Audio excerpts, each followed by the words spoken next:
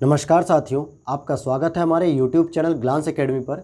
आज की इस वीडियो में हम डिस्कशन करेंगे करंट अफेयर्स वार्षिकी के अंतर्गत राष्ट्रीय परिदृश्य, जिसका ये पार्ट 3 होगा। इसके 2 पार्ट ऑलरेडी हमारे चैनल पर आ चुके हैं। अगर अभी तक आपने उन वीडियो को नहीं देखा है तो आप हमारे चैनल पर पहले जाकर उन दोनों वीडियो को देखें, जिससे आपको करंट अफेयर्स के राष्ट्रीय परिदृश्य के और भी क्वेश्चन अच्छे से समझ में आ जाएंगे। और अगर आपने अभी तक चैनल को सब्सक्राइब नहीं किया है तो प्लीज़ चैनल को सब्सक्राइब कर लीजिएगा और बेल नोटिफिकेशन को ऑन करिएगा, जिससे आपको सबसे पहले अपडेट्स मिलती रहें। चलिए शुरू करते हैं हम पार्ट 3 के अंतर्गत पहले क्वेश्चन से 101 से। जुलाई 2020 में भारत में कहां पर विश्व के दूसरे सबसे बड़े योट्टा NM1 डेटा सेंटर का उद्घाटन किया गया है? ध्यान दीजिएगा, ये वर्ल्ड के दूसरे नंबर पर है, तो पनवेल मुंबई में किया गया है। और इसके जो प्रमुख होंगे वो डॉक्टर निरंजन हीरानंदानी होंगे। और इसके अन्य डेटा सेंटर पार्क की अगर हम बात करेंगे तो दिल्ली में भी है और चेन्नई में भी प्रारंभ होने वाले हैं। अगले प्रश्न को देखते हैं हम, 102 को देखते हैं। जुलाई 2020 को किसने देश का पहला social media super app elements launch किया था? कौन सा एलिमेंट्स? तो उपराष्ट्रपति वेंकैया नायडू साहब ने जो है कि एलिमेंट्स लॉन्च किया, और हमारे वर्तमान राष्ट्रपति रामनाथ कोविंद जी हैं। क्वेश्चन नंबर 103 देखेंगे। 2 जुलाई 2020 को कहां पर देश के पहले प्लाज्मा बैंक की शुरुआत हुई? नई दिल्ली में हुई थी, जिसमें अरविंद केजरीवाल जी की सरकार का बहुत बड़ा योगदान था। चलिए अगले प्रश्न को देखते हैं। 104, 25 जून 2020 को किसने भारतीय रेड क्रॉस सोसाइटी के ई ब्लड सर्विसेज मोबाइल ऐप का शुभारंभ किया?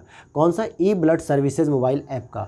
तो केंद्रीय स्वास्थ्य एवं परिवार कल्याण मंत्री डॉक्टर हर्षवर्धन साहब ने, जो कि बीजेपी की तरफ से मंत्री पद को संभालते हैं। अगले प्रश्न को देखते हैं। क्वेश्चन नंबर 105, 24 जून 2020 को केंद्रीय स्वास्थ्य एवं परिवार कल्याण मंत्री डॉक्टर हर्षवर्धन ने टीबी रिपोर्ट 2020 जारी की। इसके अनुसार वर्ष 2019 में कितने लाख टीबी रोग दर्ज किए गए? तो 24.04 लाख जो है कि टीबी के रोगी दर्ज किए गए हैं 2019 में। इसमें और भी हम डेटा कलेक्ट करते हैं। इस रिपोर्ट के अनुसार सभी अधिसूचित टीबी रोगियों की HIV जांच का प्रावधान वर्ष 2018 में 67% से बढ़कर 2019 में 81% तक हो गया है। ठीक है, अगले हम प्रश्न को देखते हैं। 106, 24 जून 2020 को आर्थिक मामलों की मंत्रिमंडलीय समिति ने कितने करोड़ रुपए के पशुपालन बुनियादी ढांचा विकास फंड के गठन को मंजूरी दी? तो इसका सही जवाब हो जाएगा 15,000 करोड़ रुपए। कितने करोड़ रुपए? 15,000 करोड़ रुपए के माध्यम से। अगला प्रश्न है आपका, 23 जून 2020 को भारत के बाहर विश्व का पहला योग विश्वविद्यालय लॉस एंजल्स USA में शुरू हुआ। इस विश्वविद्यालय का क्या नाम रखा गया है? विवेकानंद योग विश्वविद्यालय, यानी वायु, एक तरीके से क्या कहेंगे हम इसको? वायु भी कहेंगे हिंदी में। विवेकानंद योग विश्वविद्यालय जो पूरी दुनिया का पहला विश्वविद्यालय होगा भारत के बाहर, लॉस एंजल्स USA में। तो आपसे पूछा जा सकता है कि पहला विश्वविद्यालय भारत के बाहर कहाँ खोला गया? लॉस एंजल्स USA में। नाम क्या होगा? विवेकानंद योग विश्वविद्यालय। क्वेश्चन नंबर 108 है, 20 जून 2020 को प्रधानमंत्री नरेंद्र मोदी ने वीडियो कॉन्फ्रेंस के माध्यम से देश के गांवों में आजीविका के अवसरों को बढ़ाने के लिए गरीब कल्याण रोजगार अभियान की शुरुआत की थी। ये लॉकडाउन के फेज़ में था, जब बड़े बड़े महानगरों दिल्ली, मुंबई, चेन्नई से लोग अपने गांव की ओर पलायन कर रहे थे, तो उनको रोजगार देने के लिए प्रधानमंत्री जी के द्वारा ये योजना लागू की गई थी। और इसके लिए प्रारंभिक स्तर पर 6 राज्यों को चुना गया था। कितने राज्यों को? 6 राज्यों को चुना गया था। आइए देखते वो 6 राज्य कौन कौन से थे जहां पर सबसे अधिक जो है कि प्रवास किया गया था, मजदूरों का पलायन किया गया था। तो बिहार, उत्तर प्रदेश, मध्य प्रदेश, राजस्थान, झारखंड, उड़ीसा, ये हिंदी बेल्ट के यही प्रमुख राज्य हैं जहां से लेबर क्लास क्या करती है? गुजरात, मुंबई, कर्नाटक, चेन्नई, दिल्ली, यहां पर जाकर काम करती है। जब लॉकडाउन का फेज़ हुआ तो सभी लोग इन्हीं राज्यों में अपने घरों को वापस लौटते हैं। तो प्रधानमंत्री जी के द्वारा इस योजना के तहत क्या किया गया? कल्याण रोजगार अभियान के माध्यम से लोगों को रोजगार देने की शुरुआत की गई। 109 प्रश्न देखते हैं। 24 जून 2020 को किस देश के द्वितीय विश्व युद्ध के 75वें विजय दिवस परेड में भारतीय सैन्य दल ने भाग लिया? सही जवाब हो जाएगा रूस। अगले प्रश्न को देखते हैं। आपका अगला प्रश्न क्या कह रहा है? आइए 110, 110, 17 जून 2020 को भारत निर्विरोध संयुक्त राष्ट्र सुरक्षा परिषद का अस्थायी सदस्य चुना गया। इसका कार्यकाल क्या होगा? 2021 से 2022 तक। 1 जनवरी 2021 से UNSC यानी यूनाइटेड नेशन सिक्योरिटी काउंसिल में भारत का कार्यकाल प्रारंभ होगा, जो 2022 तक चलेगा और ये इसका 8वीं बार चयन हुआ है। एक तरीके से पूछा जाए कि भारत कितनी बार अस्थायी सदस्य रह चुका है, तो 8वीं बार इसका जो है कि चयन हुआ है। अगले प्रश्न को देखते हैं। हाल ही में कब भारत आर्टिफिशियल इंटेलिजेंस के जिम्मेदार और मानव केंद्रित विकास तथा उपयोग में सहायता करने हेतु ग्लोबल पार्टनरशिप ऑन आर्टिफिशियल में संस्थापक सदस्य के रूप में शामिल हुआ? 15 जून 2020। आर्टिफिशियल इंटेलिजेंस आगे आने वाली भविष्य की एक महत्वपूर्ण तकनीक होने वाली है, टेक्नोलॉजी होने वाली है। इसके संस्थापक सदस्य के रूप में भारत 15 जून 2020 को शामिल होता है। नेक्स्ट प्रश्न है, 12 जून 2020 को कौन सा संगठन पूरी तरह डिजिटल होने वाला देश का पहला निर्माण क्षेत्र का संगठन बना है? निर्माण क्षेत्र मतलब इंफ्रास्ट्रक्चर के क्षेत्र का, तो नहाई भी इसको बोलते हैं NHAI यानी भारतीय राष्ट्रीय राजमार्ग प्राधिकरण। यह पूरी तरीके से डिजिटल होने वाला देश का पहला निर्माण संगठन है। इसके बारे में थोड़ी सी जानकारी रखते हैं। भारतीय राष्ट्रीय राजमार्ग प्राधिकरण का जो गठन किया गया था, यह राष्ट्रीय राजमार्ग अधिनियम 1988 के अंतर्गत राष्ट्रीय राजमार्गों के विकास, उनकी देखभाल, अनुरक्षण और उनके मैनेजमेंट के लिए एक प्राधिकरण का गठन करने तथा उससे संबद्ध या उसके आनुषंगिक विषयों के लिए उपबंध करने हेतु अधिनियमित किया गया था। मतलब ये जो आप हाईवे वगैरह देखते हैं जिन पे टोल टैक्स देते हैं, तो ये हाईवेज़ तो प्राइवेट कंपनी के द्वारा बनाए जाते हैं, लेकिन बाद में 10 साल 15 साल बाद ये प्राइवेट कंपनी गवर्नमेंट को सौंप देती है और फिर आजीवन जो है कि उसकी देखभाल करने का काम कौन करता है? यही भारतीय राष्ट्रीय राजमार्ग प्राधिकरण के द्वारा किया जाता है। अगले प्रश्न को देखते हैं। आइए क्वेश्चन नंबर 113 देखते हैं। 12 जून 2020 को किस संस्था ने राष्ट्रीय स्वास्थ्य देखभाल आपूर्ति श्रृंखला के लिए आरोग्य पथ, आरोग्य सेतु नहीं, आरोग्य पथ पोर्टल लॉन्च किया था? तो CSIR ने, वैज्ञानिक तथा औद्योगिक अनुसंधान परिषद ने इसका जो है कि शुभारंभ किया। अगला प्रश्न है आपका, 12 जून 2020 को किस मंत्रालय ने सहकारी मित्र यानी सहकार मित्र इंटर्नशिप कार्यक्रम परियोजना का शुभारंभ किया? कृषि एवं किसान कल्याण मंत्रालय के द्वारा यह शुरू किया गया था। अगला प्रश्न है आपका, 11 जून 2020 को किस संस्था ने साझा नीति और सर्वोत्तम प्रथाओं को बढ़ावा देने के लिए संयुक्त साइंस कम्युनिकेशन फोरम का गठन किया? विज्ञान और प्रौद्योगिकी विभाग ने। किसने किया था? विज्ञान और प्रौद्योगिकी विभाग ने किया था। अगला प्रश्न है आपका 116। पूछा जा रहा है आपसे, 11 जून 2020 को तत्कालीन मानव संसाधन विकास मंत्रालय, अब जो कि शिक्षा मंत्रालय के नाम से इसको जाना जाता है, जारी इंडिया रैंकिंग्स 2020 में विश्वविद्यालयों की श्रेणी में किस संस्थान को शीर्ष स्थान प्राप्त हुआ? ये बहुत ही महत्वपूर्ण क्वेश्चन है। जो कौन जारी करता है पहले तो ये पता होना चाहिए। मानव संसाधन विकास मंत्रालय, MHRD मिनिस्ट्री, या हो सकता है आपके प्रश्न में एजुकेशन मिनिस्ट्री कर दे क्योंकि नए नाम के साथ पूछ ले।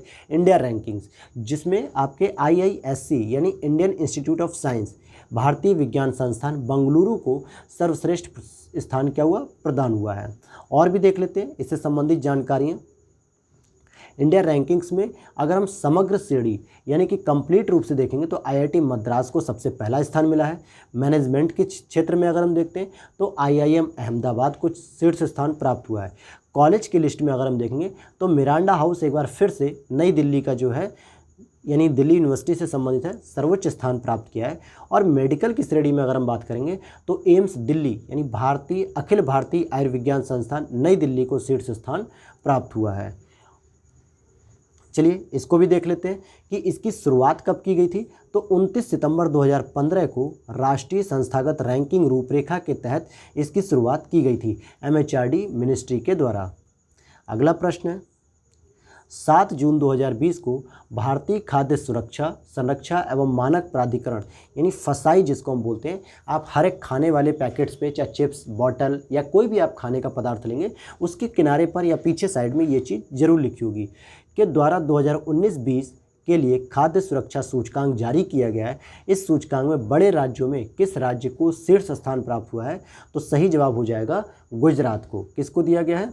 गुजरात को दिया गया है। अगला प्रश्न देखते हैं, 118 क्वेश्चन नंबर, जून 2020 में किस राज्य सरकार ने राज कौशल पोर्टल का शुभारंभ किया? राज मतलब राजस्थान, तो हम राजस्थान कह देंगे। जो प्रवासी श्रमिकों के लिए अवसरों की उपलब्धता में सुधार करके उद्योग और मजदूरों के बीच फासले को कम करना, ये सभी जो है कि पोर्टल मुख्य रूप से लॉकडाउन में जो बेरोजगार लोग हो गए थे या जो लोग अपने पलायन कर रहे थे घरों की, उनको रोजगार मुहैया कराने के लिए सुविधा शुरू की गई थी। क्वेश्चन नंबर 119 देखते हैं। 8 जून 2020 को केंद्रीय मंत्री डॉक्टर जितेंद्र सिंह ने किस क्षेत्र के लिए केंद्रीय प्रशासनिक अधिकरण यानी कि कैट सेंट्रल एडमिनिस्ट्रेटिव ट्रिब्यूनल की 18वीं खंडपीठ का उद्घाटन किया? तो जम्मू कश्मीर और लद्दाख के लिए जो है कि किया गया। 120 प्रश्न संख्या। 5 जून 2020 को केंद्र सरकार ने नगर वन कार्यक्रम का शुभारंभ किया। किसका? नगर वन कार्यक्रम। इस कार्यक्रम का उद्देश्य अगले 5 वर्षों में देश भर में कितने शहरी वन विकसित करना है? तो इसका सही जवाब हो जाएगा 200। अगले प्रश्न को देखते हैं। 1 जून 2020 को भारत सरकार द्वारा लॉन्च पीएम स्वनिधि योजना के लाभार्थी कौन हैं? तो स्ट्रीट वेंडर, जो गलियों में जो रेड़ी लगाते हैं या ठेला चलाते हैं जिस पे सब्जियां या फल फ्रूट्स या कुछ भी बेचते हैं, तो इनको एक लोन के रूप में, सहायता के रूप में 10,000 रुपये की राशि सरकार के द्वारा आत्मनिर्भर भारत अभियान के तहत प्रदान की गई थी, जिसकी योजना का नाम था पीएम स्वनिधि योजना। पीएम स्वनिधि के तहत 10,000 रुपये तक का ऋण प्रदान किया गया है और जिस पर सरकार के द्वारा 7% की जो है कि सब्सिडी प्रदान की जाएगी रिटर्निंग ब्याज में। इसकी पूरी डिटेल जानने के लिए आप हमारे प्लेलिस्ट में जाकर देखिएगा, करंट अफेयर्स पीटी फैक्ट में, वहाँ पे आपको स्वनिधि योजना के बारे में पूरी डिटेल दी गई है। 122 क्वेश्चन नंबर। 12 मई 2020 को किस मंत्रालय ने चैंपियंस पोर्टल की शुरुआत की? चैंपियंस की अगर हम फुल फॉर्म की बात करेंगे, creation and harmonious application of modern process for increasing the output and national strength. तो फुल फॉर्म नहीं पूछेगा, शॉर्ट में इसको चैंपियंस पूछेगा, जो एमएसएमई के द्वारा शुरू किया गया, सूक्ष्म लघु एवं मध्यम उद्यम मंत्रालय के द्वारा चलाया गया है। नेक्स्ट क्वेश्चन है आपका। 22 अप्रैल 2020 को केंद्र सरकार ने केंद्रीय कर्मचारियों और पेंशनरों के महंगाई भत्ते की वृद्धि पर कब तक के लिए रोक लगा दी है? तो जुलाई 2021 तक। ऐसा इसलिए किया ताकि कोरोना काल में जो अर्थव्यवस्था हमारी लुढ़क रही है उसको कुछ हद तक रोका जा सके, लोगों की पेंशन को जो है कि रोका जा सके। अगला प्रश्न है आपका।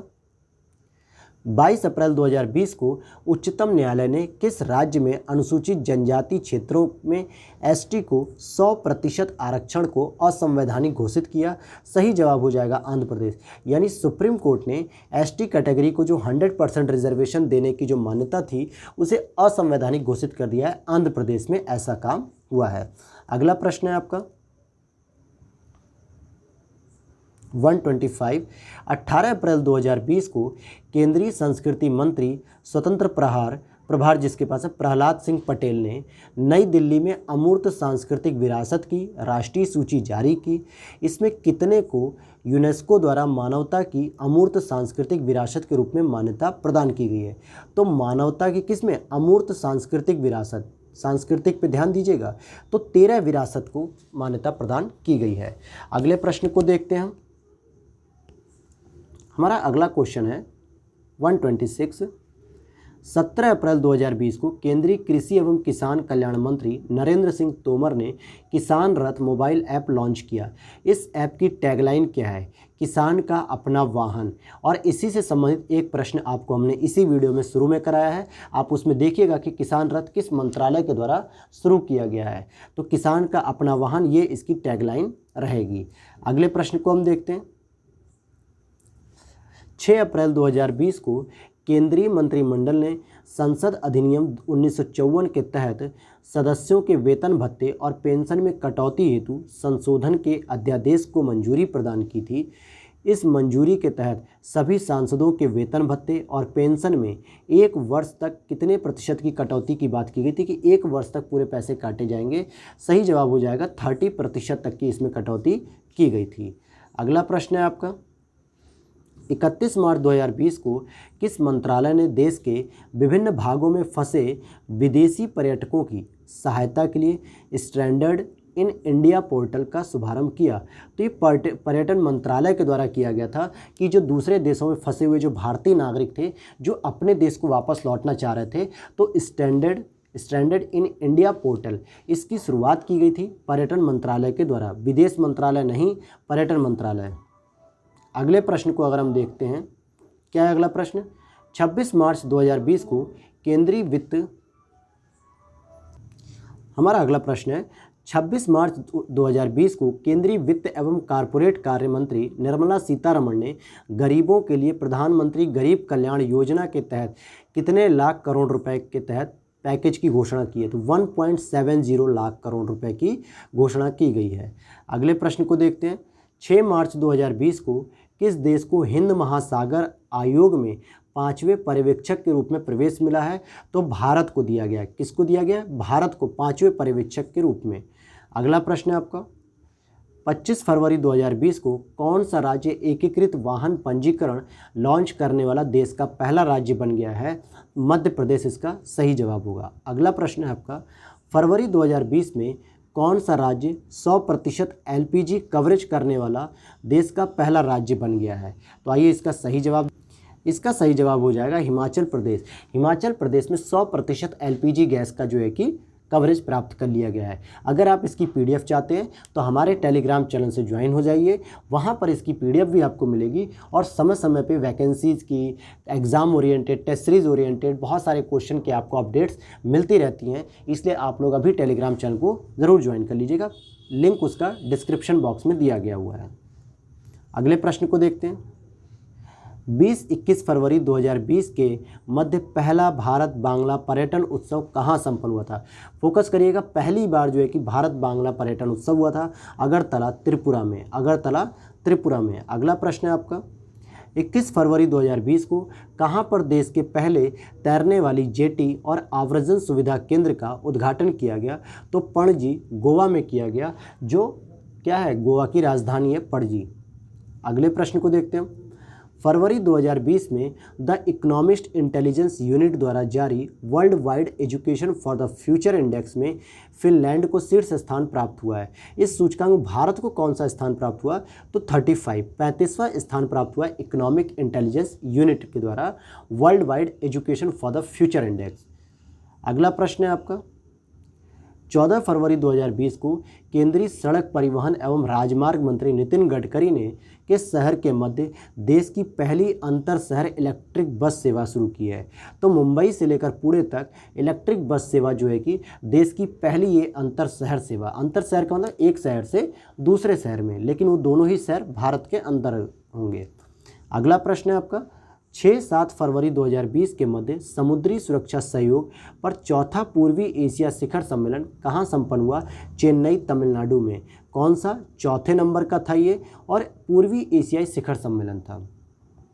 अगला प्रश्न है आपका, 822 खिलाड़ियों को बीमा प्रदान करने वाला देश का पहला राज्य कौन सा हो गया है? मध्य प्रदेश, जिसके अंतर्गत 2 लाख रुपए का मेडिकल कवर और 5 लाख रुपए का जीवन दुर्घटना बीमा दिया जाएगा। अगला प्रश्न है आपका, कौन सा हवाई अड्डा देश का पहला सिंगल यूज प्लास्टिक मुक्त हवाई अड्डा बन गया है? दिल्ली अंतर्राष्ट्रीय हवाई अड्डा, जो इंदिरा गांधी हवाई अड्डे के नाम से भी जाना जाता है। तो ये सिंगल यूज प्लास्टिक मुक्त जो है कि हवाई अड्डा बन गया है। और इस वीडियो का हमारा लास्ट प्रश्न रहेगा, यूरो 6 उत्सर्जन के अनुकूल ईंधन का उपयोग भारत में किस तिथि से लागू किया जाएगा? 1 अप्रैल 2020 से लागू किया जा चुका है, यानी अब यूरो 4 नहीं बल्कि यूरो 6 मानक की जो है कि बाइकें बिकेंगी, सेलिंग होगी और यूरो 4 की बाइक को वापस किया जाएगा, अर्थात रीसेल किया जाएगा, ख़त्म किया जाएगा इसको। तो ये थे आपके टॉप जो है कि क्वेश्चन जो करंट अफेयर्स की सीरीज़ में थे, और जल्दी ही आपसे मिलते हैं नेक्स्ट वीडियो में जिसमें नए करंट अफेयर्स के साथ हाजिर होंगे। तब तक के लिए धन्यवाद।